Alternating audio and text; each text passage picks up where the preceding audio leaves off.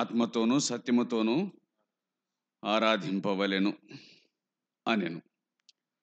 ఆ స్త్రీ ఆయనతో, క్రీస్తు అనబడిన మెస్సియా వచ్చునని నేను ఎరుగుదును.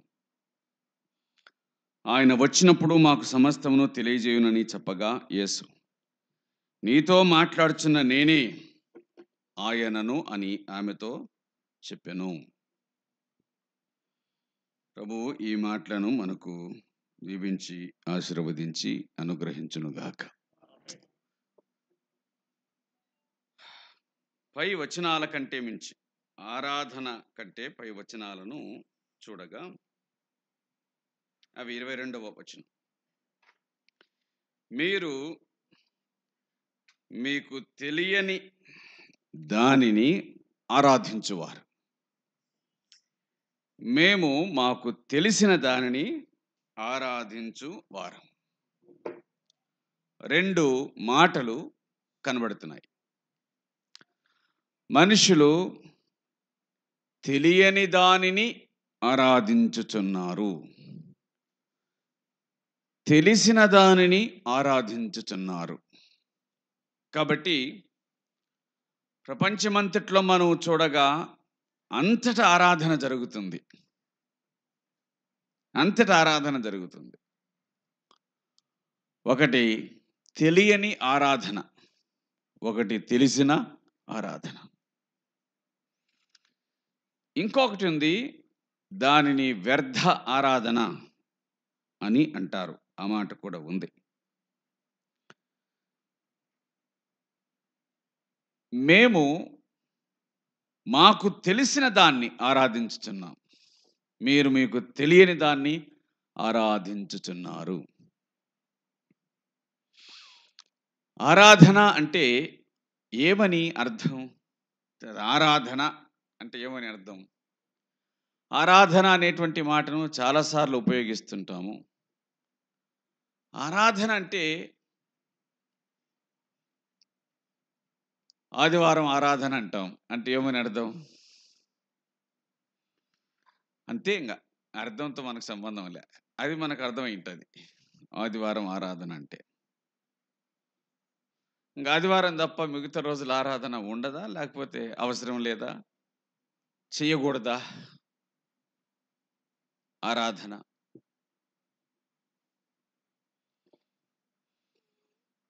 ఇక్కడ ఆరాధన ఎట్లా చేయాలనో ఆ మాట వ్రాయబడింది కాదు. యథార్థముగా ఆరాధించువారు, ఆత్మతోనూ సత్యముతోనూ ఆరాధించువారు అని ఉన్నాయి కదా. కాబట్టి దేవుడిని యథార్థముగా ఆరాధించుట, ఆత్మతో సత్యముతో ఆరాధించుట అంటే, ఈ మాటలన్నీ ఎట్లా కనబడుతున్నాయనంటే, మనము ఇక్కడ జాగ్రత్తగా ఆలోచించితే ఆత్మతోను సత్యముతోను యథార్థముగాను, ఇవన్నీ పైకి అంటే శరీరమునకు సంబంధించినవి కావు. దేనికి సంబంధించినవి? లోపలికి, ఆంతర్యానికి, హృదయానికి సంబంధించినవి. తెల్ల బట్టలతో ఆరాధించుతామా? పచ్చబట్టలతో ఆరాధించుతామా? వస్త్రములతో ఆరాధన కాదు, వస్తువులతో ఆరాధన కాదు, ఫలములతో ఆరాధన కాదు, పుష్పములతో ఆరాధన కాదు. కాబట్టి ఆరాధన అంటే ఇక్కడ 3 మాటలు, ఆత్మతో సత్యముతో యథార్థముగా అని. ఆరాధన అంటే అర్థం కావడానికి ఈ మాట చెప్తున్నా. కొందరు వస్తువులతో, ఫలములతో, పుష్పములతో ఆరాధించుతున్నారు అంటే అప్పుడు ఏం చేస్తారనగా, వీటిని తీసుకొని పోయి అక్కడ ఉంచుతారు. వీటిని తీసుకొని పోయి అక్కడ ఉంచుతారు అంటే దాని అర్థం ఏంటి? వీటిని తీసుకొని పోయి వాటికి సమర్పిస్తారు కదా. ఆరాధన అంటే అర్థం ఏమిటంటే, నిన్ను నీవు దేవునికి సమర్పించుకొనుట. ఆరాధన అంటే అర్పణ అని అర్థం. ఆరాధన అంటే అర్పణ. కయీను, హేబేలు ఆరాధించటానికి వెళ్ళినారు అని మనం అంటే అర్థం కాదేమో కానీ, అర్పణను తీసుకొని పోయినారంటే మాత్రం అర్థమవుతుంది. అర్పించుటకు వెళ్ళినారంటే అర్థమవుతుంది కదా. అర్పణ, ఆరాధన అంటే అర్పణ. ఇప్పుడు అర్థమైంది. ఆరాధన అంటే అర్పించుకొనుట. అర్పించుకొనుట అది కూడా అర్థం కాకపోతే నిన్ను నీవు అప్పగించుకోవటం, అది ఆరాధన. నిన్ను నీవు అప్పగించుకోవటం ఆరాధన. అప్పగించుకోవటం అంటే అర్థం ఏంటి అంటే సంపూర్ణంగా దేవుని వశం చేసుకోవటం. నీదేమి లేదు, ఇంకా దేవుని వశం చేసుకోవటం. అర్పించుకోవటం అంటే ఆయనకు సంపూర్ణంగా లోబడటం. 100% ఆయన వాడవు కావటం, ఆయన దానివి కావటం, అది ఆరాధన అంటే. ఇప్పుడు ఆరాధన అంటే అర్పణ, అర్పణ. ఆరాధన అంటే అర్పణ. ఇప్పుడు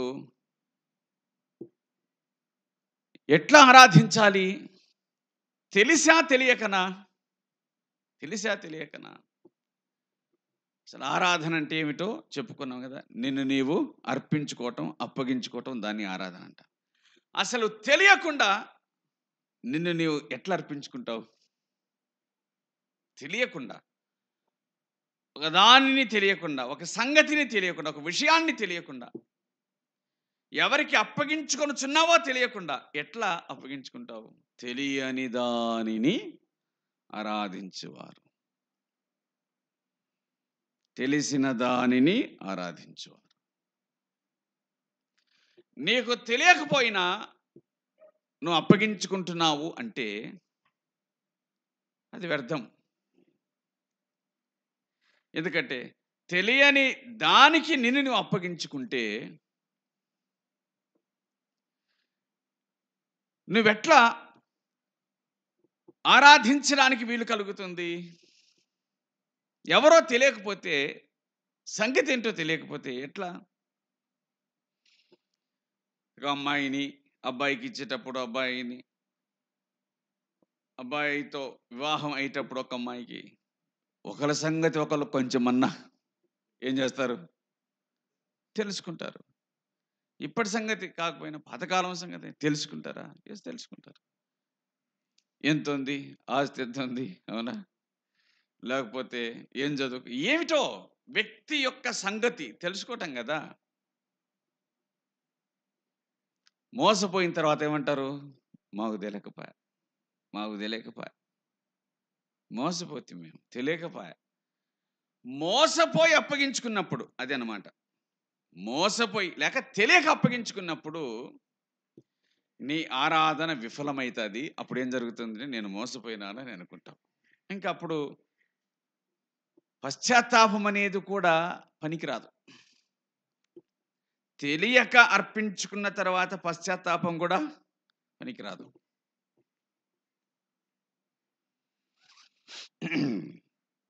కాబట్టి ఇప్పుడు 2 ఆరాధనలు మనకు కనిపిస్తున్నాయి, 2 అర్పణలు కనిపిస్తున్నాయి. తెలియక ఆరాధించుట అనేటువంటిది ఒకటి. భూమి మీద ఎక్కువ శాతం జరిగేది ఏమిటంటే తెలియని ఆరాధన. యోగ్యత లేని ఆరాధన. అంటే తెలిసిన పట్టింపు లేని ఆరాధన అదొకటి. తెలిసినా పట్టింపు లేని ఆరాధన. తెలియని ఆరాధన, తెలిసినా పట్టింపు లేని ఆరాధన. తెలియని ఆరాధన అంటే యువతలి వాడి తప్పు. తెలిసినా పట్టింపు లేని ఆరాధన అంటే ఎవరి తప్పు? తెలియని ఆరాధన అంటే నాకు తెలియదు అని అంటాం. తెలిసిన కానీ ఆరాధిస్తున్నాడంటే ఎవరి తప్పు? ఈ మనిషి తప్పే. తెలియలేదంటే నీ తప్పు లేదు. తెలిసినా కానీ పట్టించుకోకుండా ఆరాధిస్తున్నావంటే నీ తప్పే. అవతలి వ్యక్తితో స్నేహం చేయటం మంచిది కాదని నీకు తెలిసింది, అయిపోయింది, ఇంకా మానుకుంటావు. ప్రమాదం అని తెలిసినప్పటికీ కూడా స్నేహం చేస్తున్నావంటే ఆ ప్రమాదానికి కారణం నువ్వే కదా. ఇక్కడ కూడా అంతే. దేవుణ్ణి ఆరాధించడం అని అనగా అది తెలిసిన ఆరాధన అయితే బాగుంటుంది. అది తెలియనిదైతే కనుక తప్పు నీది కాదు. తెలిసినా పట్టింపు లేకపోతే ఆ తప్పు మాత్రం నీది. ఇంతకు నేను ఎవరిని ఆరాధించుచున్నాను అని తప్పనిసరిగా తెలుసుకోవాల్సిందే. మొదటిగా తెలుసుకోవాల్సింది. ఎందుకు తెలుసుకోవాలా అంటే ఈ భూమి మీద ఏ నరుడైనా సరే తెలియకుండా చేసే పని ఏది లేదు, ఒక్క ఆరాధన తప్ప. అర్థమైందా? ఈ భూమి మీద ఏ నరుడు కూడా ప్రపంచంలో తెలియకుండా చేసేది ఏమి లేదు, ఒక్క ఆరాధన తప్ప. అంటే ఏంటి? పొలం కొనాలంటే తెలుసుకుంటాడు, కొనకపోయినా కనీసం సాగు చేయాలన్నా తెలుసుకుంటాడు, దానిలోని మెలకువలు తెలుసుకుంటాడు, ఒక వస్తువు ఉపయోగం తెలుసుకుంటాడు, దాన్ని ఉపయోగించుకొని ఉండగా అనుభవం ద్వారా తెలుసుకుంటాడు. సరే, నీకు తెలియదు, ఆ రంగంలోనికి, ఆ ఫీల్డ్లోనికి పోయినావు, తర్వాత ఏం జరుగుతుంది? తెలుసుకుంటావు. అరే, నేను ఎంతో గొప్పది అనుకుంటే కానీ నేను అనుకున్నంత లేదని మళ్ళీ ఎన్నికి రాగలుగుతావు, లేకపోతే ఇంకొక దాంట్లోకి పోగలుగుతావు. తెలియంది ఏది లేదు. ఏ గ్రూప్ తీసుకెళ్ళాలనేది తెలుస్తుంది, ఏ బల్లో చేరాలనేది తెలుస్తుంది, ఏ బల్లో చేర్పియాలనేది తెలుస్తుంది, అవునా? ఏ ఏరియాలో స్థలం కొనాలా, ఏ ఏరియాలో కాపురం పెట్టాలా, అన్నీ తెలుస్తాయి మనిషికి. ఏమి తినాలా, తినకూడదు, అన్నీ తెలుస్తాయి. మనిషి తెలియంది ఒకే ఒక్కటి, అదేంటి? ఆరాధన ఒక్కటే తెలియదు. నేనెవరిని ఆరాధించుతూ ఉన్నాను, నా ఆరాధన ఎవరికి అనే సంగతి మాత్రం మనిషికి తెలియడం లేదు. ఆరాధన కాబట్టి తెలియని ఆరాధన ఒకటి ఉంది. తెలియని ఆరాధన ఎట్లయితే విలే మనకి అనుకునేటువంటి ఆరాధన, తెలియని ఆరాధన. ఎవరిని ఆరాధించుతూ ఉన్నానో ఆ ఆరాధన సఫలమా విఫలమా? ఇప్పుడు బాగా తింటారని చెప్పి ప్లేట్ నిండా పెడితే 2 ముద్దలు తిని దాంట్లో చేయి కడుక్కున్నాడు అనుకో, ఎట్లుంటుంది? అంటే ఎంత బాధ కలుగుతుంది. అది వ్యర్థమైపోయింది కదా. నీ కోసమై తయారు చేసింది, నువ్వు తింటావని అనుకున్నది, నీకు సమర్పించబడింది, దాను తినని కారణం చేత ఏమైంది? అది నిష్ఫలం, వ్యర్థమైపోయింది కదా. తెలియకుండా మనం ఏం చేయం. ఒక మనిషికి తెలియకుండా ఏదైనా చేసినప్పుడు నష్టపోతే మనం మనసు బాధపడుతుంది. తెలియకుండా ఏమి చెయ్యం. కానీ ఒక మనిషి మాత్రం తన జీవితకాలం అంతా తెలియకుండా చేసే పని ఒకటి, దాన్ని ఆరాధన అని అంటున్నారు.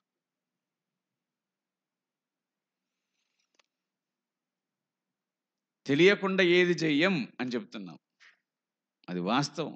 తెలియకుండా ఏది చెయ్యం. భూమి మీద మనం చేయుచున్న ప్రతి పనులు కూడా 99% తెలిసే చేస్తాం. మీరు తెలియని దానిని ఆరాధించువారు. అపోస్తల కార్యముల గ్రంథం 17వ అధ్యాయంలో కూడా 23వ వచనంలో, మీరు తెలియక దేనిని ఆరాధించుచున్నారో దానిని మేము మీకు ప్రకటించుచున్నాము. మీరు తెలియక దేనిని ఆరాధించుచు ఉన్నారో, మీ ఆరాధన తెలియదు మీకు, మేము దానిని ప్రకటించుచున్నాము అన్న. తెలియని దానిని మేము ప్రకటించుచున్నాము అని అన్నారు. తెలియని దాన్ని ప్రకటించుచున్నాము అని. అంటూ యేసుక్రీస్తు ప్రభువును గూర్చి, దైవమును గూర్చి పౌలు చాలా గొప్పగా ఆయన వివరించినాడు. మనుషులు తెలియక దేన్ని ఆరాధిస్తూ ఉన్నారు. తెలియబడని దేవునికి అని అన్నారు. వారు ఏం చేసినారంటే, మాకు తెలిసిన కాడికి అందరి బలిపీఠాలు కట్టుకున్నాం, వాళ్ళ సంగతి మాకు తెలుసు, మాకు తెలియకుండా ఇంకెవరైనా ఉన్నారేమో, అట్టి తెలియబడని వానికి ఇవి మేము సమర్పించుచున్నాం. ఎందుకంటే మాకు తెలియకుండా ఇంకా ఎవరైనా ఉంటే అతనికి కోపం వస్తుందేమో. తెలియబడని దేవునికి, తెలియబడని ఆరాధన, తెలియబడని ఆరాధన. సరే, అక్కడ వివరంగా చెప్పాడు ఆయన. వారు మిగతాదంతా మాకు తెలుసు అన్నట్లుగా బలిపీఠాలు కట్టుకున్నారు. ఎవడైనా ఒకడు మిగిలి ఉంటే తెలియనివాడు, అతనికి ఇది వర్తిస్తుంది. మా మీద కోపగించకుండానట్లుగా ఈ బలిపీఠం అతనికి చెందుతుంది, వర్తిస్తుంది అని పేరులేని బలిపీఠమును ఒకటి పెట్టి వారు దానికి అర్పణను అర్పించినారు. సరే, తెలియనిది అని దేవుని వాక్యం మనకు గుర్తు చేస్తుంది. కాబట్టి ప్రపంచమంతా రెండు ఆరాధన, తెలియని ఆరాధన, తెలియని ఆరాధన. నేను ఎవరిని ఆరాధించుచున్నాను? నా ఆరాధన, నేను ఆరాధించుచున్న ఈ ఆరాధన యోగ్యమైన వానికే పోతుందా? సరైన వానికి పోతుందా?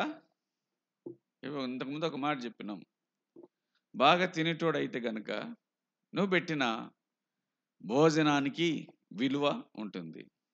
తిననోడైతే కనుక ఏం జరుగుతుంది? తిననోడైతే ఏం జరుగుతుంది? దాంట్లో 2 ముద్దలు నీళ్ళు పోసుకుంటే నీ కష్టానికి ఫలితం లేకుండా పోతుంది. అంతే కదా? నువ్వెవరిని ఆరాధిస్తున్నావో ఆయన సంగతి నీకు తెలుసా? అది ప్రాముఖ్యమైన. ఆయన ఆరాధిస్తుంటే ఆయన సంగతి నీకు తెలుసా? ఆయన ఏమై ఉన్నాడని నువ్వు ఆరాధించుచున్నావు? ఆయన ఏమై ఉన్నాడని నువ్వు ఆరాధించుచున్నావు? నీకు ఆయనకు మధ్య కనెక్షన్ ఏంటి? నువ్వు ఆయన ఆరాధించడానికి గల కారణం ఏంటి? ఇది ముఖ్యమైన సంగతి. నువ్వు ఆయన ఆరాధిస్తున్నావు అనంటే అందుకు నిన్ను ప్రేరేపించింది ఏమిటి? నువ్వు ఆరాధించు అందులో నువ్వు చూడగలిగింది ఏమిటి? అది ముఖ్యమైన విషయం. దీన్ని ఏమంటారంటే నాకు ఇష్టం అని అంటారు కదా, అది ఆ ఇష్టమే. ఏమి ఇష్టం కలిగింది నీకు? నువ్వు అతన్ని ప్రేమించినట్లుగా అతనిలో నీకు కలిగిన ఇష్టం, నువ్వు చూసిన ఇష్టం ఏంటి? అది ఆరాధన. నాకు ఈ విషయంలో నచ్చినాడు, అందుకు నేను అతన్ని ప్రేమిస్తున్నా, నాకు ఈ విషయంలో నచ్చినాడు అని చెప్పగలిగినటువంటిది ఏదైనా ఉందా? ఆరాధన అంటే తెలియకుండా జరగవలసింది కాదు, తెలియాలి. కానీ తెలియకుండానే ఆరాధన జరుగుతుంది. దాన్ని తెలుసుకోవాలనే ఆలోచన చాలామందికి లేదు. దాన్ని తెలియజేస్తే తెలుసుకోవాలనే ఆలోచన కూడా లేదు. నేను ఏం తింటున్నాను అని మనిషి చూస్తాడు, నేను ఏం కొంటున్నాను అని మనిషి చూస్తాడు, అంటే తరచి చూస్తాడు. నేను ఏం వింటున్నాను అని చూస్తాడు.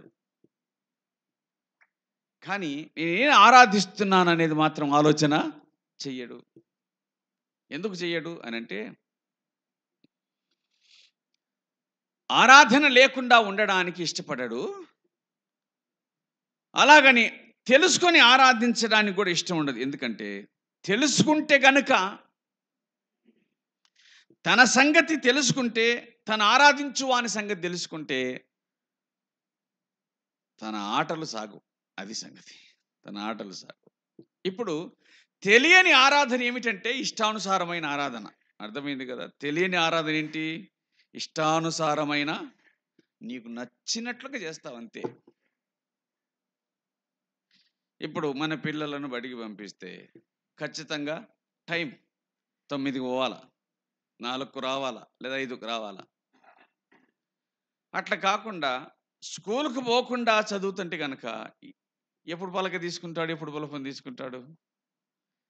ఇష్టం, తన ఇష్టం అంతే. బడికి పోని పిల్లలను చూడండి, వాళ్ళకి ఇష్టం.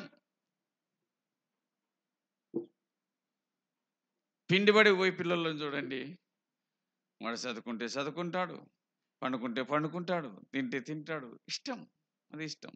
అవునా? కాబట్టి అవతల ఒక సిస్టం కనపడుతుంది, యువతల ఇష్టం కనపడుతుంది. ఇష్టం అంటే నీకు నచ్చింది, సిస్టమ్ అంటే నువ్వు దాంట్లోకి వెళ్ళిపోవాలా, నువ్వు దాంట్లోకి వెళ్ళిపోవాలా. ఇప్పుడు సిస్టమ్ మనుషులకు ఇష్టం లేదు, కానీ తమ ఇష్టమే మనుషులకు ఇష్టం. అంటే నేనేం చేసినా పర్వాలేదు, నేనేం చేసినా పర్వాలేదు, నా ఆరాధనకు ఎంత మాత్రం ఆక్షేపణ కలగకూడదు, నా ఆరాధన నా క్రియలను ప్రశ్నించకూడదు, నా ఆరాధన నన్ను ఎప్పుడే కానీ నువ్వు ఇది చేస్తున్నావు, ఇది తప్పు అని అనకూడదు. అది ఆరాధన, నాకు నచ్చిన ఆరాధన. తెలియని దాన్ని ఆరాధించితే ఇంకేం ఉండవు అన్నమాట. తెలియని దాన్ని ఆరాధించితే ఏముండవు. ఇప్పుడు మాటకు కుక్కలను పెంచుకుంటున్నావు అనుకో, దానికి టయానికి పెట్టకపోయినా ఏమనవు అవి, దానిలో సైకిల్ అవి చేస్తాయి, కానీ ఏమనవు అవి ఊరుకుంటే. అదే ఇంట్లో ఉండారనుకో, టయానికి పెట్టకపోతే ఏమంటారు? పెట్టమని అడుగుతారు. అర్థమైంది కదా? పెట్టమని అడుగుతారు. ఇక్కడ నువ్వు ఎవరితో సహవాసం చేస్తున్నావో వాళ్లకు నీకు కనెక్షన్ ఉంది. ఇక్కడ నువ్వు ఒక చెట్టును పెంచి దానికి నీళ్లు పోసి దానికి కావలసిన సపరిచర్యలను చేస్తా ఉన్నా, 1-2 రోజులు చేయకపోతే అది అడగదు. అట్లాగే నిడిచిపెట్టిన కానీ ఎందుకు నన్ను నిడిచిపెట్టినావు అనేది అడగదు. ఒక జంతువును పెంచుతూ దాన్ని నచ్చకపోతే అన్న విడిచిపెట్టిన కానీ ఎందుకు విడిచిపెట్టినావని అడగదు. యువతలు నీతో సరిసమానమైన మనిషి ప్రశ్నిస్తాడు. ఇక్కడ ప్రశ్నించేసరికల్లా నీకు ఇబ్బంది కలుగుతుంది, లేదా నువ్వన ప్రశ్నిస్తావు. తెలియని వాటిని ఆరాధించితే ఉండే సౌకర్యం ఏంటంటే నీ ఇష్టం, నీ ఇష్టం. అదొక వస్తువైనా సరే, అదొక జంతువు అయినా సరే, తెలియని దాన్ని ఆరాధించితే నీ ఇష్టం నెరవేరుతుంది. తెలిసిన వారిని ఆరాధించితే కనుక ప్రశ్న వస్తుంది, నీకన్నా వస్తుంది, అవతల మనిషి కన్నా వస్తుంది ప్రశ్న. ఆరాధన అంటే తెలిసే చేయాలి, తెలిసే చేయాలి. కాబట్టి తెలియని దాన్ని ఆరాధించుటకు కారణం ఏమిటంటే ఆక్షేపణ లేదనమాట. అంటే నువ్వేం చేసినా ఆరాధించితే ఆక్షేపణ లేదు. ఇక్కడ తెలిసిన దాన్ని ఆరాధించితే ఆక్షేపణలు ఉంటాయి. దానికి అది ఇంకా అర్థమయ్యేటట్టుగా చెప్తాను. ఎట్లా అంటే, తెలియని దాన్ని ఆరాధించున్నావంటే కనుక అవతల నిన్ను ఆక్షేపించగలిగేవాడు లేరు. ఎందుకంటే అసలు మీకు సంబంధమే లేదు కాబట్టి. తెలిసిన వాడిని ఆరాధించుతున్నట్లయితే కనుక నీలో యథార్థత లేదని చెప్తాడు, నీలో సత్యం లేదని చెప్తాడు, నీ ఆత్మకు నా ఆత్మకు సంబంధం కుదరలే, కనెక్షన్ లేదని చెప్తాడు, కనెక్ట్ కాలని చెప్తాడు యువతల. ఇక్కడ లోపం ఏమిటో బయటపడుతుంది, అక్కడ లోపం ఏమిటో బయట పడదు. కాబట్టి ఆ ఆరాధన బాగుంటుందా, ఈ ఆరాధన బాగుంటుందా అంటే తెలియని దాన్ని ఆరాధించడమే బాగుంటుంది. ఎందుకు? నీ తప్పులను ఎత్తి చూపే అవకాశం తెలియని ఆరాధనలో ఉండదు. తెలిసిన ఆరాధనలో మాత్రం తప్పనిసరిగా నీ తప్పులను నువ్వు ఆరాధించేవాడు ఎత్తి చూపిస్తాడు. కాబట్టి మనుషులకు తెలియని ఆరాధన అంటే అది బాగా ఇష్టం. ఇంకా ఈ మాట చెప్తా అర్థమయ్యేటట్టుగా, మీరు మీకు తెలియని దాన్ని ఆరాధించువారు కాబట్టి అని అన్నాడు యేసుక్రీస్తు ప్రభు. అందుకే ఎట్టనన్న బతకొచ్చు, ఆరాధన చేయొచ్చు అని ఆమెకు అర్థమైంది, సమరయ స్త్రీకి. అంతే కదా, ఎట్టనన్నా బతకొచ్చు, ఇట్ట కూడా బతికి ఆరాధన చేయొచ్చని ఆమెకు అర్థమైంది. అందుకు ఆయన ఏమన్నాడు, మీరు మీకు తెలియని దానిని తెలిస్తే నువ్వెందుకు ఇట్టుంటావు? తెలిస్తే ఇట్టుండవు నువ్వు. మీరు మీకు తెలియని దాన్ని ఆరాధిస్తా ఉన్నారు. అందుకేమి లేదు, యథార్థత లేదు, ఆత్మ లేదు, సత్యము లేదు. అంటే నువ్వు ఎవరిని ఆరాధిస్తున్నావో ఆయనకు కనెక్షన్ అయ్యేటువంటివి లేనే లేవు.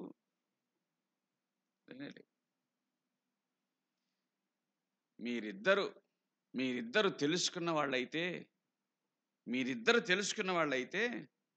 ఇదిగో నీలో ఈ లోపం ఉంది అని ఒకరినొకరు చెప్పుకునే అవకాశం ఉంటుంది.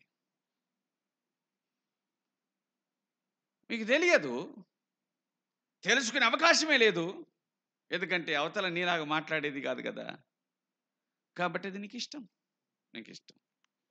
ఇది తెలియని ఆరాధన. నేను మీకు తెలియని దాన్ని ఆరాధించుచున్నవారు. అయితే ఇందులో కూడా ఏంటంటే ఇష్టం. తెలియని దాన్ని ఆరాధించడం అంటే ఇష్టం. అది చాలా సులభం. తెలియని దాన్ని ఆరాధించడం చాలా సులభం. మీరు ఎవరిని కోరుకుంటారో కోరుకోండి. అంటే మీకు తెలుసులో కోరుకుంటారో తెలంగాణలో కోరుకుంటారో అది మీ ఇష్టం. ఎవరిని కోరుకుంటారో కోరుకోండి. నాకు మాత్రం ఒక సంగతి తెలిసింది. ఏంటది? నేను నా ఇంటి వారు మాకు తెలుసు కాబట్టి, ఆయన సంగతి నాకు తెలుసు కాబట్టి నేను నా ఇంటి వారు యెహోవాను సేవిస్తాను. మీ సంగతి ఏమో, మీ పితరులు ఐగుప్తు దేశం దాటినప్పటి నుంచి నేను చూస్తూనే ఉండా. మీ తండ్రుల కథ చూసినా, మీ కథ చూసినా నాకు అర్థమైంది మీరు ఇష్టానుసారంగా బతికేటోళ్ళు. మీరు ఎవరిని సేవిస్తారో నాకు తెలియదు. కానీ నాకు మాత్రం అర్థమైంది. ఏమర్థమైంది అంటే ఆ దేశంలో నుండి విడిపించిన దేవుడు అర్థమైంది, నడిపించిన దేవుడు అర్థమైంది. ఆయన శక్తి ఏమిటో నాకు అర్థమైంది. సముద్రాన్ని చీల్చినాడు, నదిని చీల్చినాడు, గొప్ప కార్యాలు చేశాడు, అద్భుతాలు చేశాడు. ఆయన సంగతి ఏదో నాకు అర్థమైంది. కాబట్టి మీ ఇష్టమే ఆరాధన కూడా. మీరు ఎవరిని సేవిస్తారో అంటే ఎవరిని ఆరాధిస్తారో, మీరెవరిని సేవిస్తారో ఎవరిని ఆరాధిస్తారో అది కూడా మీ ఇష్టమే. నేను నా ఇంటి వారు మాత్రం యెహోవాను సేవిస్తాను. ఎందుకంటే మాకు తెలిసింది ఇది, మాకు తెలిసిన ఆరాధన ఇది అని యెహోషువ అన్నాడు 24:12లో. కాబట్టి మనం గుర్తుంచుకోవాల్సిన మాట ఏమిటంటే తెలిసిన ఆరాధన అవసరం. ఇప్పుడు తెలిసిన ఆరాధనలోనికి వస్తే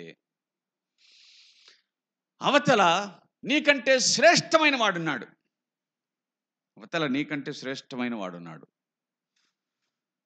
ఆయన ఎదుటికి వెళ్ళగానే నీ సంగతి నీకు బాగా అర్థమవుతుంది. ఇప్పుడు ఇద్దరు మనుషులు కలిసి ఒక 2-3 రోజులు ఎక్కడన్నా ఉండాల్సి వస్తే కనుక అర్థమవుతుంది ఒకళ్ళ సంగతి ఒకళ్ళకు అర్థమవుతుంది.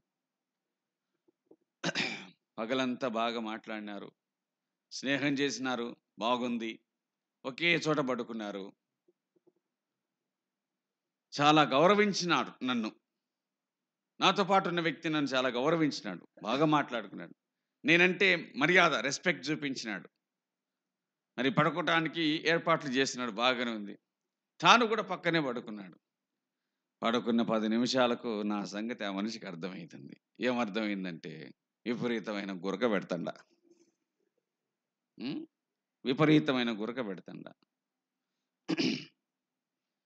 ఇంకా ఆ మనిషి నిద్రపోలేకున్నాడు. పొద్దునికల్లా కాదులే, ఇక ఆ మనిషికి నన్ను గురించి ఏమర్థమైంటుంది? ఈ మనిషి పగటి స్నేహితుడే కానీ రాత్రి స్నేహితుడు మాత్రం కాదని అర్థమవుతుంది. అంతే కదా, అర్థమవుతుంది. ఒక 2-3 దినాలు ఒక వ్యక్తితో సహవాసం చేస్తే ఆ మనిషి అలవాట్లేంటి, ఈ మనిషి అలవాట్లేంటి ఒక్కొక్కరికి అర్థమవుతుంది. సరే, బాగానే పడుకున్నాను, ఇబ్బంది ఏమి లేదు, కానీ నేను 9 గంటల దాకా లేలే. అతను మాత్రం 5:30కో 6కో లేచి ప్రార్థన చేసుకుని వాక్యం చదువుకుని అర్థమవుతుంది కదా, ఓ ఈ మనిషి తొందరగా లేయాడు. 2-3 రోజుల కలయికలో, 2-3 రోజుల సహజీవనములో ఒకరి సంగతి ఒకరికి అర్థమైతే అప్పుడు తీర్మానం జరుగుతుంది, స్నేహం చేయాలనా వద్దా అని. విడాకులు ఎందుకు జరుగుతున్నాయి? కలిసి బతకలేమని అర్థమైంది వాళ్ళకు. నీ సంగతి నా సంగతి మనం కలిసి బతకలేమబ్బా, నీ దావు నువ్వు చూసుకో, నా దావు నేను చూసుకుంటా. కొట్లాటలు ఎందుకు అవుతున్నాయి? నీకు నాకు పడదు, కుదరడంలే. మనకు కుదరకపోతే వచ్చేదేంది? కొట్లాటలు. కుదిరితే శాంతి, కుదరకపోతే కొట్లాట, అంతే. దేవునికి మనకు కుదరాలి అనంటే, దేవునికి మనకు కుదరాలి అనంటే ఒక మనిషి తనను తాను దేవునికి అప్పగించుకోవాలి. లేక ఇట్లా చెప్పాలి, అవతలి వ్యక్తికి మనకు కుదరాలి అనంటే తక్కువ వాడు ఎక్కువ వానికి అప్పగించుకోవాలా. అర్థమైంది కదా? తక్కువ వాడు ఎక్కువ వానికి అప్పగించుకోవాలి. కాబట్టి శ్రేష్ఠుడైన, మహోన్నతుడైన, ఉన్నతమైనటువంటి దేవునికి అల్పబుద్ధి కలిగిన ఈ మానవుడు తనను తాను అప్పగించుకోవాలి. నీ బుద్ధి చాలా గొప్పది దేవుడా, నీది పర్వతం అంత గొప్పది, నాది భూమి అంతా అల్పమైనది. కాబట్టి నేను నీకు అప్పగించుకుంటున్నా, నన్ను అక్కడ దాకా తీసుకుని పో.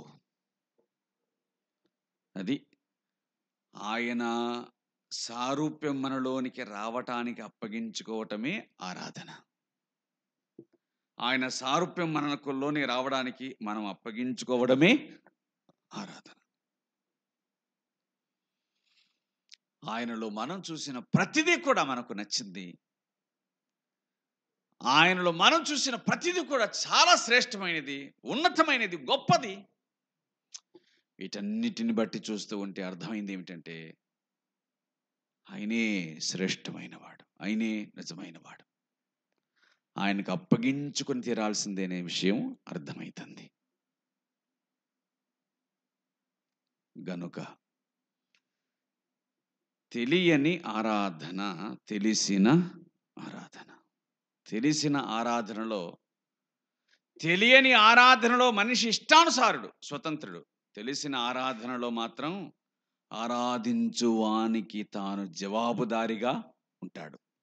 ఎవరినైతే తాను ఆరాధిస్తున్నాడో ఆయనకు తాను జవాబుదారిగా ఉంటాడు. జవాబుదారిగా ఉంటాడు కదా. నేను ఇప్పుడు ఆయన దగ్గరికి పోవాలని ఎట్లబ్బా, నిన్న ఒక మాట మాట్లాడితిని, నిన్న ఒక కాని పని చేసినాను, ఎట్లా పోవాలి ఆయన దగ్గరికి? తెలిసిన ఆరాధన.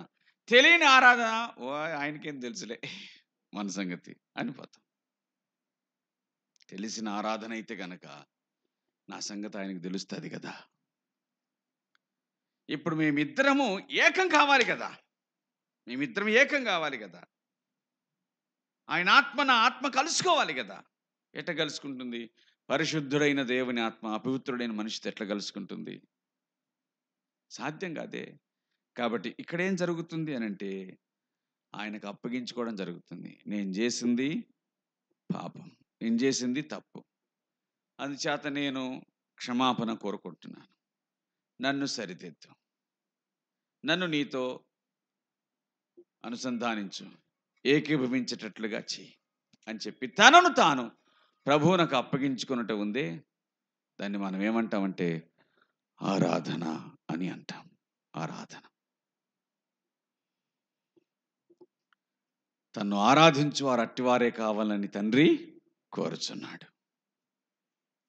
దేవుణ్ణి ఆరాధించుట క్రైస్తవ భాషలో ఆరాధన, సమాజ భాషలో పూజ.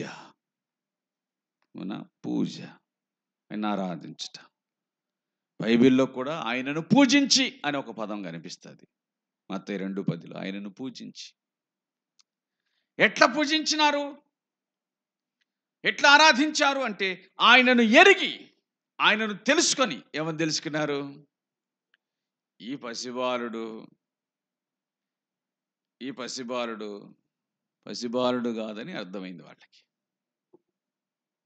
తెలుసుకున్నారు. తెలిసిన ఆరాధన అది. పసిబాలుడు కాడు అని అర్థమైంది. కాబట్టి ఆయనకు వాళ్ళు సాష్టాంగపడినారంట. పసిబాలునికి ఏం చేసినారు వాళ్ళు? సాష్టాంగపడినారు. ఏమర్థమైంది? నువ్వు పసిబాలుడవే గాని మాకు నచ్చినట్లుగా ఆరాధన చేసే వీలు లేదు. నువ్వు పసిబాలుడవు అయినంత మాత్రం చేత మా సంగతిని ఎరగని వాడవు కావు. మాకు నచ్చినట్టుగా ఆరాధన చేయడానికి నీకు వీలు కాదు. నిన్ను ఆరాధించడానికి మాకు కుదరదు. కాబట్టి దేహాలు సమర్పించినారు. ఆయనను పూజించి ఆత్మను సమర్పించినారు. ఆయనకు కానుకలను అర్పించినారు. ఏం చేసినారు వాళ్ళు? ఆయనకు అంటే కానుకలను అప్పగించిరి అనే మాట కనబడుతుంది. అవునా? దేహములను అప్పగించిరి, ఆత్మను అప్పగించిరి, కానుకలను అప్పగించిరి. ఆరాధన. సాష్టాంగపడి దేహాన్ని అప్పగించినారు, పూజించి ఆత్మను అప్పగించినారు, కానుకలిచ్చి కలిగినది ఇచ్చి ఆయనను ఆరాధించినారు. తెలిసిన ఆరాధన. మీరు ఆయన ఆరాధించినారు కదా, బయటకు వచ్చినాక ఎట్నంటే అట్ట పోతామంటే కుదరదు అని దేవుని చేత బోధించబడిన వారై, దేవుని చేత బోధించబడిన వారు ఆరాధించు వారితో ఎవరు మాట్లాడినారు? ఆరాధించు వారి ఆరాధన కరెక్ట్గా ఉంది కాబట్టి ఆరాధించబడినటువంటి దేవుడు ఆరాధించిన వారితో మాట్లాడినాడు. అది అసలు సంగతి. ఆరాధన. వారికి బోధించి ఇటుపోవాకరు ఇటుపోండి అని చెప్పినాడు. ఆరాధన. ఆరాధన. తెలిసిన ఆరాధన. అందులో నిర్లక్ష్యం లేదు. పసిబాలుడు కదా, మనం పైన కూర్చుందాం, ఆయన కింద అట్లా పండుకొని పెట్టింటారు. అవునా? లేదు. సాష్టాంగపడిరి. ఒకవేళ ఆయనను మంచం మీద పడుకోబెట్టి ఉంటే కనుక వారు కింద సాష్టాంగపడి, ఆ సౌకర్యాలు ఏమి లేకుండా కిందనే పడుకోబెట్టుకుని ఉంటే ఆయన ఎదుట వారు సాష్టాంగ పడిరి. సామాన్యులా కాదు. ఎటువంటి వారు? నక్షత్రమును చూచి, నక్షత్రాన్ని చూసి వచ్చినారా? ఎంత జ్ఞానులైతే ఆయన ఆరాధిస్తారు. అందుకే ఇటు చెప్పాలి, జ్ఞానులకు మాత్రమే ఆయన దొరుకుతాడు. ఎవరికి దొరుకుతాడు ఆయన? జ్ఞానులకు మాత్రమే దొరుకుతాడు. అంత సరిగా ఆరాధించువాడు జ్ఞాని. ఆయనకు వారికి మాత్రం ఆయన దొరుకుతాడు. ఎంత చదువుకున్నా జీవితం సరిగా లేకుండా ఆరాధించేవాడు మాత్రం ఖచ్చితంగా అజ్ఞాని. అజ్ఞాని. అందుచేత మనం గ్రహించవలసిన విషయం ఏంటంటే, ఆరాధన అనేటువంటిది తెలిసిన ఆరాధన. తెలిసిన ఆరాధన. మొదటిది తెలియంది. దాంట్లో ఆ ఆరాధనలో నీకు దేవుడికి సంబంధం ఉండదు. రెండవది తెలిసింది, నీకు ఆయనకు సంబంధం ఉంటుంది. ఎందుకు అంటే మీరిద్దరు ఏకమవుతారు కాబట్టి. తెలుసుకోకుండా ఆయన ఆరాధించలేం కాదు, ఆరాధించలేం. కాబట్టి తెలుసుకుని ఆరాధించగలుగుతాం. ఆయన గుణగణాలు ఏమిటో, మన సంగతి ఏమిటో, ఆయన సంగతి ఏమిటో తెలుసుకున్న తర్వాతనే ఆరాధించగలుగుతాం. ఏమర్థమైంది మనకు? ఇక్కడికే వస్తే ఏమర్థమైంది ఆమెకు అంటే, మొదట ఏదో ఆయన ఒక యూదుడు అనుకున్నది. యూదుడు అయిన నీవు సమరయ స్త్రీనైనా నన్ను ఇల్లిమ్మని ఎట్టు అడుగుతుండవు? మొదటిగా నువ్వు యూదుడవు, మేము సమరయులం. అంటే మనకు అర్థమయ్యేది చెప్పుకోవాలంటే, మీ జాతి వేరు, మా జాతి వేరు, మీ కులం వేరు, మా కులం వేరు. ఎట్టడుగుతావు నన్ను నువ్వు నీళ్ళు? అదొకటి.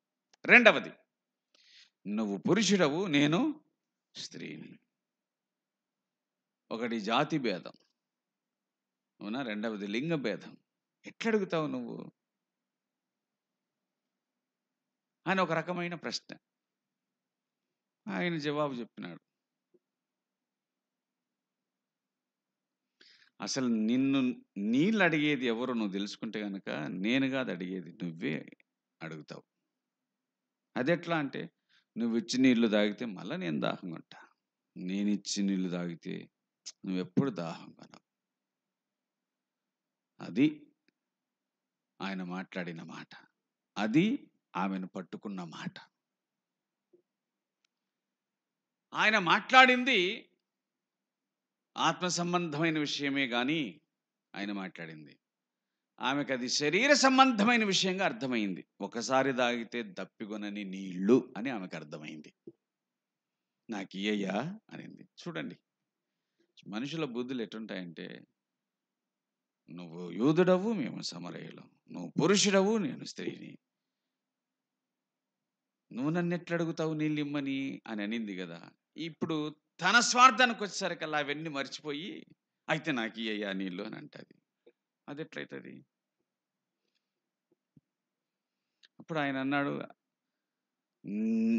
నేను నిన్ను అడిగితేనే నీళ్ళు ఇమ్మని ఇన్ని మాటలు మాట్లాడినావు, మరి నేనిచ్చి నీళ్ళు కావాలి కదా. నాకు నీళ్ళు ఇమ్మంటే సేదిపోయడానికి నీకేమి ఇష్టం లేక, నీకు తాడుందా, బకెట్ ఉందా, ఇంత లోతుంది, ఎట్లొచ్చాయని అడిగితివి, మరి నేనిచ్చే నీళ్ళు నీకు ఇవ్వాలంటే తాడు బకెట్ కావాల్సిందే కదా అని అన్నాడు. తాడు బకెట్ ఉంది కానీ కనెక్షన్ సరిగా లేదనమాట.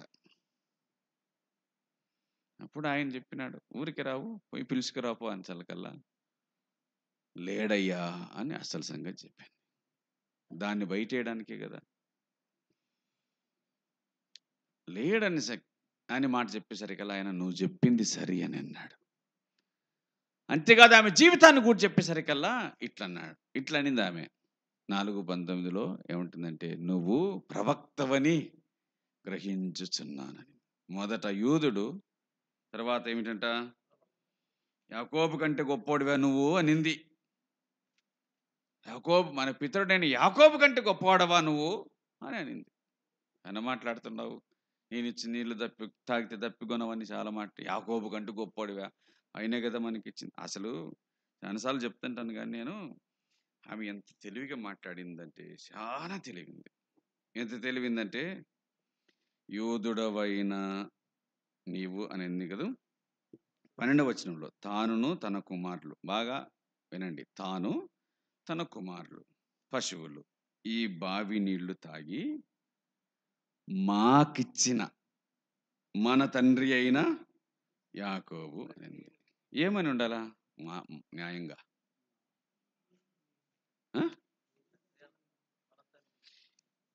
ఈ బావి నీళ్లు త్రాగి మాకిచ్చిన మన తండ్రి అయిన యాకోబు అంటుంది. అంటే ఏమని అర్థం? ఏమని మాట్లాడాలి ఆమె? త్రాగి మాకిచ్చిన అంటుంది, మనకిచ్చిన అనలే. తాగి మనకిచ్చిన మన తండ్రి అయిన యాకోబు అనడం లే, మాకిచ్చినాడు, మన తండ్రే కానీ మాకిచ్చినాడు, మీది కాదు ఇది. అర్థమైందా? మాకిచ్చినాడు, మీకు ఈలే, కానీ మన తండ్రి మాకిచ్చినాడు. ఆయన కంటే నువ్వు గొప్పోడివా అని ఒక మాట అనింది. ముందు యూదుడవు, తర్వాత యాకోబు కంటే గొప్పోడివా నువ్వు, తరువాత నువ్వు నా సంగతి అంతా చెప్తున్నావంటే ప్రవక్తవని గ్రహించుచున్నానయ్యా అని అనింది. ఇప్పుడోళ్ళ లెక్క ఎవరన్నా చెప్పినారా మా ఊరోళ్ళు నీకని అనలే, ఎట తెలిసా అని అనలే. ఏమనింది? నిన్ను చూస్తుంటే నువ్వు ప్రవక్త లెక్క ఉన్నావు అనింది. తర్వాత అసలు సంగతికి వచ్చేసరికల్లా, ఈయన క్రీస్తు కాడా రండి అని చెప్పింది. ఆరాధనకు సరిపోయింది. ఇప్పుడు ఇంతకుముందు కూడా ఆరాధించింది, అందుకే ఆయన అన్నాడు, మీరు మీకు తెలియని దాన్ని, ఆ తెలియని దాన్ని ఆరాధించుచున్న కాలం ఆమెకేం అడ్డం రాలే. అది ఇష్టమైన ఆరాధన, తెలుసు కదా. తెలియనంత వరకు ఏం ఆరాధన? అది ఇష్టమైన ఆరాధన. ఎట్టంటే బతికింది, కానీ ఆరాధన మాత్రం మానలే. ఇప్పుడు తెలుసుకున్నది కాబట్టి తన ఇష్టాన్ని మానేయాల్సిందే.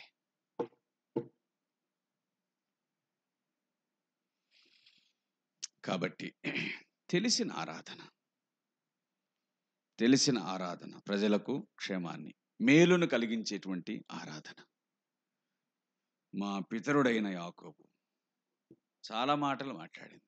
ప్రభువు ఆమెను రక్షణ అనుభవంలోనికి తీసుకుని వచ్చినాడు. సంగతి ఏంటంటే, ఆమె నీళ్ళకు వచ్చింది, చేదుకున్నట్టేం కనిపించలే. ఈయన నీళ్ళు అడిగినాడు, తాగినట్టు మాత్రం కనిపించలే. ఇద్దరు కలిసి ఊర్లోకే పోయినారు. ఆమె పరిగెత్తుకుంటూ పోయింది, రండి నా జీవితాన్ని అంతా చెప్పి నన్ను చూద్దరు రండి అనింది. వాళ్ళు వచ్చి మా దగ్గరికి రాయ్యా అని అన్నారు, తీసుకుని పోయినారు.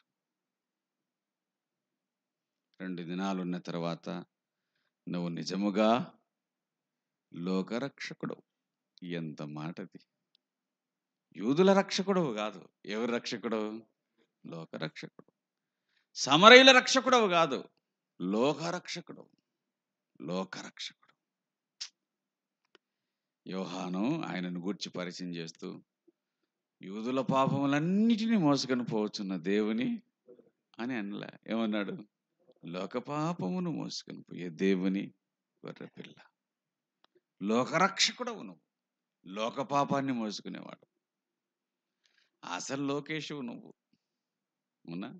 లోకానికి అంతటికీ సరిపోయిన రక్షకుడవు నువ్వు. ఎంత మాట! కాబట్టి ప్రియులారా, దేవుని వాక్యం మనకు సెలవిస్తే సత్యం. ఆయన ఆరాధించుట అనేటువంటిది తెలిసినదై ఉండాలి అని. ఇంకొకటి, వ్యర్థారాధన అని అన్నాం కదా. మత్తయి సువార్తలో ఒక మాట ప్రభువే సెలవిచ్చిన మాట, ఆ ప్రజలతో అన్నమాట. మత్తయి సువార్త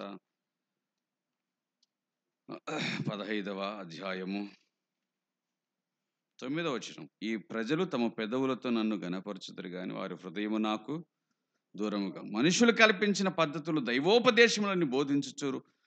వారు నన్ను వ్యర్థముగా ఆరాధించుచున్నారు. మత్తయి 15:9. వ్యర్థముగా ఆరాధించుచున్నారు. వ్యర్థారాధన అన్నాడు.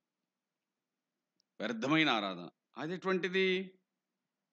అదేటువంటిది వ్యర్థమైన ఆరాధన? 7వ వచనంలో ఉంది, వేషధారులారా. ఊకే వేషం అన్నమాట, ఊకే వేషం. వా, ఆదివారం తప్పకుండా వచ్చాడబ్బా ప్రార్థనకు. కరెక్టే, మనకు జూనికి బాగుంది లైను, కానీ దేవునికి జూనికి ఎట్టుందేమో. వాళ్ళు కూడా ఆరాధించే వాళ్ళే, వ్యర్థముగా ఆరాధించుచున్నారు. ఆరాధించేవారే కానీ వ్యర్థముగా ఆరాధిస్తున్నారు. నా సంగతి తెలిసి కూడా వాళ్ళని ఎట్లా ఆరాధిస్తున్నారు? వ్యర్థముగా. పైన 6వ వచనములు ఉంది, పారంపర్యాచారము నిమిత్తం. అది ఆరాధన అంటే ఏంటి? పారంపర్యాచారం, దేవుని వాక్యము నిరర్ధకం చేయటం. ఇప్పుడు ఆదివారం వచ్చిందంటే మనము ఇంతకుముందు కానీ ఇప్పుడు కానీ సెల్ ఫోన్లలో 6 గంటలకు అలారం పెట్టుకున్నామనుకో, ఏం చేస్తుంది? అది ఖచ్చితంగా మోగుతుంది. ఇంతకుముందు పెద్ద వాచ్లు ఉండే 6 గంటలకు అలారం పెడుతుంటే అప్పుడు కూడా అవి గట్టిగా మోగుతుండే. అట్లా మనకు కూడా అలారం పెట్టినట్టుంది. ఆదివారం అయితే తలకల్లా మనకు ఖచ్చితంగా ఆరాధన మతికొస్తుంది. అలారం పెట్టినట్టుంది. ఇంకా మనం ఎట్టున్నా సరే శనివారం కొట్లాడుకునే పర్వాలే, ఆదివారం కల్లా కరెక్ట్గా రెడీ అవుతాం. ఏమిటి? అలారం పెట్టినట్టుంటుంది అనమాట. ఈరోజు నేను ఎట్లా దేవునికి ముఖం చూపించాలనా అని అనుకుంటామా? సరే, పోతేవిలే, ఏదో 4 మాటలను వినపడతాయి, మనసుకు కొంచెం నెమ్మది ఉంటుంది అని పోయి ఉందామంటే, వాళ్ళు చూచారో వీళ్ళు చూచారో, ఎందుకు అబ్బాయి తీసుకెళ్ళా అని అనుకుంటారేమో. నీ వాళ్ళ కోసం మళ్ళా ప్రభుబలలో పాలు పొందాల్సిన పరిస్థితి వస్తుంది. అవునా? నాకు తెలిసి మామూలుగా అందరి భార్యాభర్తలు కొట్లాడుకుంటే అసలు కనీసం 1 రోజు 2 రోజుల్లోనన్నా మాట్లాడుకుంటూ ఉంటారు కదా.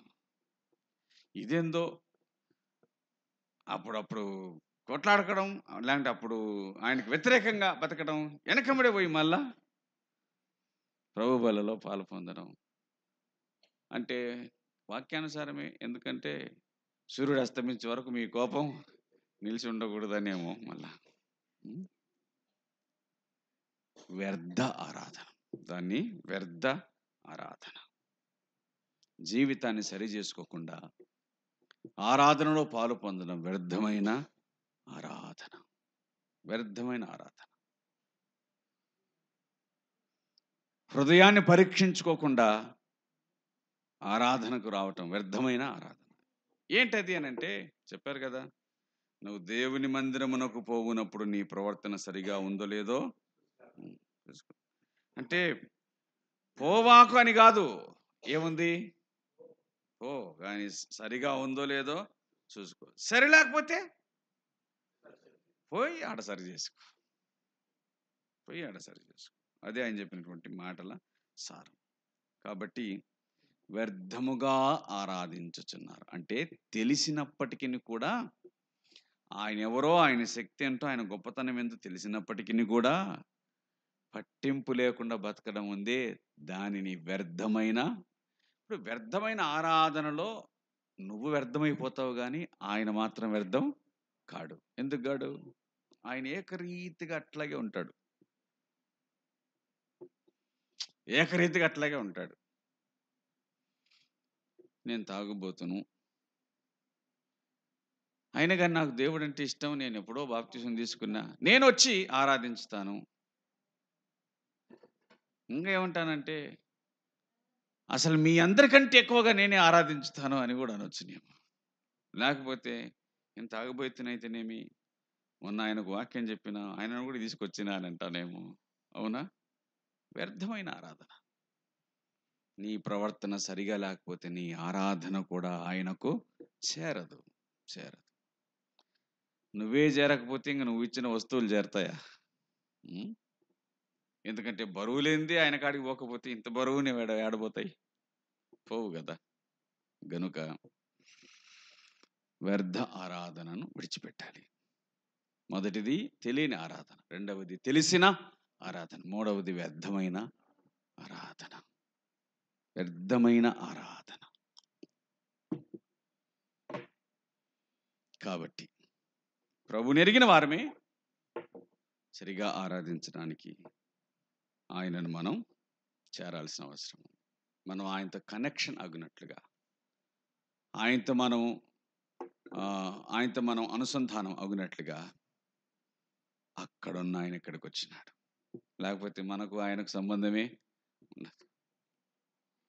అక్కడున్న ఆయన ఇక్కడికి వచ్చి ఈ దేహాన్ని దాల్చినాడు కాబట్టి అందరికి అందుబాటులోనికి వచ్చినాడు. ఈ దేహం మాత్రమే కలిగి ఉంటే అది వేరు, కానీ దీన్ని మన కోసం నలగొట్టించుకొని దీన్ని అప్పగించుకున్నాడు. ఆరాధన అంటే ఏంటి?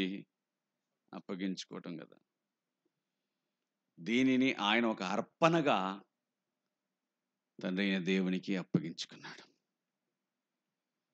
మనమందరము ఆయనకు అంగీకరించబడడానికి ముందు మన పక్షంగా ఈయన తన్ను తాను తండ్రికి అప్పగించుకున్నాడు.